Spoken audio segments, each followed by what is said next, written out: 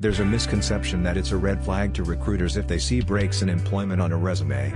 Job seekers tend to assume that companies prefer candidates with work experience that seamlessly flows from one employer to the next. Many people worry about how to explain common occurrences such as being laid off, quitting a bad job before having a new one, taking extended family leave, or experiencing a personal emergency that temporarily takes them out of the workforce.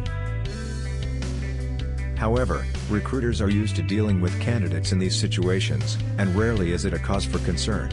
It isn't the break in employment that hurts a candidate's chances at landing their next job, it's often how they choose to describe the situation that mistakenly creates a negative perception of their temperament or abilities.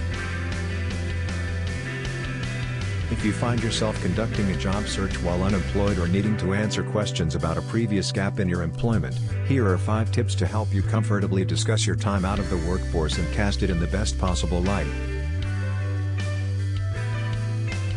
So, here is the 5 awesome tips to explain employment gaps especially for you. Number 1. Assume that recruiters have good intentions. Asking about why you're currently looking for a new job or inquiring about a gap in the years on your resume is a routine practice for recruiters. They aren't trying to uncover hidden secrets, they are simply making sure they can answer any questions about your background that may be asked of them later. Recruiters are selective and do want to find and assess the best talent for their company or client, but that doesn't stop them from hoping you'll turn out to be a good match. When you prove yourself to be a strong candidate, it saves them time and relieves some of the pressure to keep searching. If a recruiter wants to have a screening call or video interview with you, assume that they are genuinely interested in your background and are hoping that you are a fit. Remembering that recruiters have good intentions will help you remain calm and to be confident in your abilities, and therefore provide better answers throughout your interview. Number 2. Leverage familiar narratives.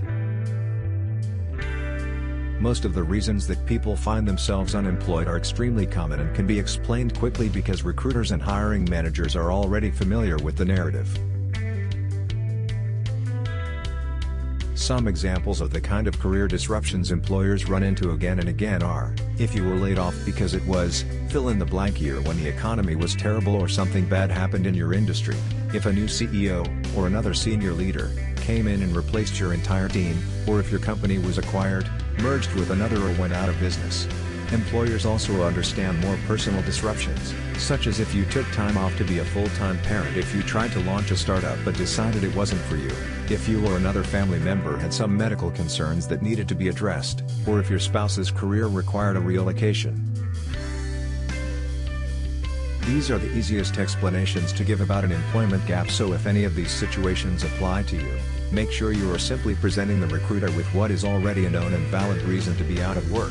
Don't go into any additional detail about your departure or time off unless asked, because there is a good chance that using one of these descriptions will be enough to satisfy their curiosity. Number 3. Be honest, but keep it light and positive. While everything you say in an interview needs to be genuine and accurate, it is not the place to share your most vulnerable stories. Recruiters and hiring managers don't know you well enough yet to see your career journey and to appreciate what you have endured and learned. Still, sometimes the truth about why you left a particular job is messy or reveals a mistake on your part, and you may worry that it's impossible to be honest and positive when discussing it. Most people have a job transition, or two, that they are somewhat embarrassed by and wouldn't want to tell the full or detailed story in an interview. Talented and competent people can find themselves without a job if they take a job they aren't qualified for, or if they find themselves caught up in office politics. The key is to candidly present the facts without going too deep into the story or letting the discussion turn negative. Instead, try to refocus the discussion on what you learned or how you plan to use that knowledge in the future. Number 4. Pivot to the present. Overall, you are looking to strike a balance between providing enough information to answer the question about why you're looking for a job, or why you left a particular employer, and using this response to pivot into a follow-up discussion about why you now want this job. For example, if you couldn't get along with the overbearing boss at your last job, a more positive way to position this is to say that you didn't fit in with the competitive and bureaucratic culture. Then, Pivot into a description of how this company's focus on collaboration and giving employees the freedom to innovate is what interests you most about this job. If a previous employer was less than forthcoming about their financial problems and shut down without notice, use the story to explain what you learned about business strategy and financial planning from that experience and how you plan to use those skills in this job. There's no perfect answer, but try your best to shift the focus of the reason you found yourself out of work and back onto the present opportunity. Number 5. Remember to connect. Impressions about how it would be to work with you are influenced by more than just the words you choose. The style in which you respond, things such as tone, body language, listening skills, how and when you choose to pause, and how confident you appear, will all weigh into the overall feeling that the interviewer will take with them from the discussion. The secret to nailing a job interview isn't just about having a strong resume or giving the best answers to hard questions.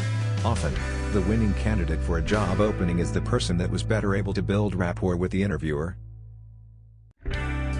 While you work to explain your background and address any employment gaps, don't forget that your main goal is to make a personal connection and leave the person able to envision working with you. Try not to get so caught up in answering any one question correctly that you fail to make eye contact, smile, and match the energy of your interviewer. It's important to prepare for discussions about your work history, but remember to take a deep breath, relax, and know that questions about these employment gaps will not necessarily make or break a hiring decision. That will be the last tip. Hope this will help you. Don't forget to like, share, and subscribe to our channel. TechTube.